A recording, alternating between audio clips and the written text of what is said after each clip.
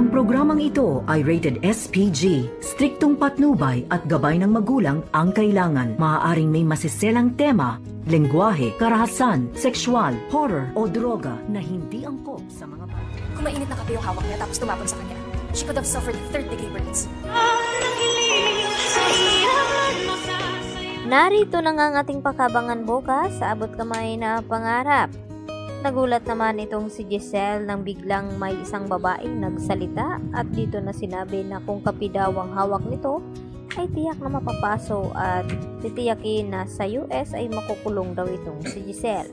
At hindi naman maintindihan ni Giselle kung bakit ganun ang sinabi sa kanya ng babaeng ito dahil diretso nga itong umalis at tumalikod sa kanya. Samantala, nakalipas na nga ang ilang buwan at ilang linggo ay dito naman na tila nagkaroon na nga ng magandang resulta dito nga sa pagpapagaling kay Don Pepe. At siya ang makapagsabi dito kung sino nga itong babae na bigla na lamang sumulpot sa Apex Hospital.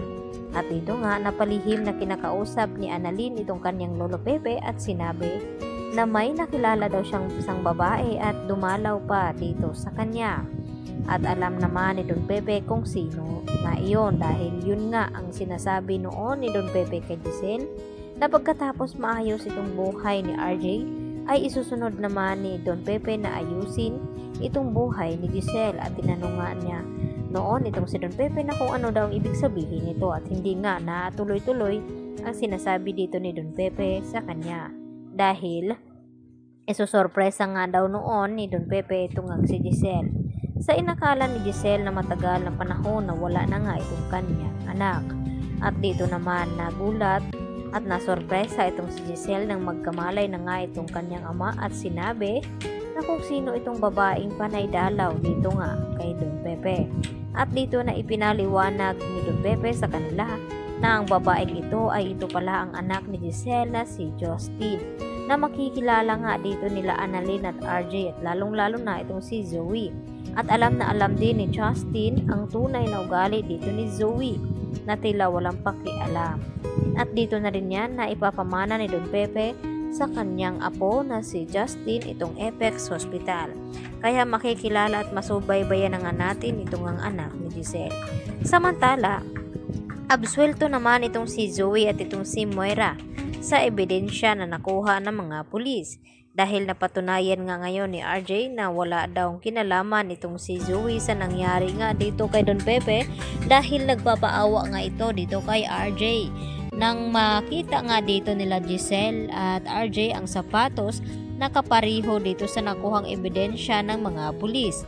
At mariin na itinatanggi nga dito ni Zoe na wala daw siyang kinalaman ito. Dahil nagpunta daw siya ng gabing iyon kaya hindi niya namalayan na nahulog itong disenyo ng kanyang sapatos. At hindi ibig sabihin na iyon na siya na nga ang kasabuat ng mga kriminal at hindi daw niya kayang saktan ang kanyang lolo Pepe. At alam naman niya sa kanyang sarili na nagsisinungaling lamang itong si Zoe. At hindi naman siya titigilan ngayon ni Don Pepe hanggang hindi magsasalita itong si Zoe.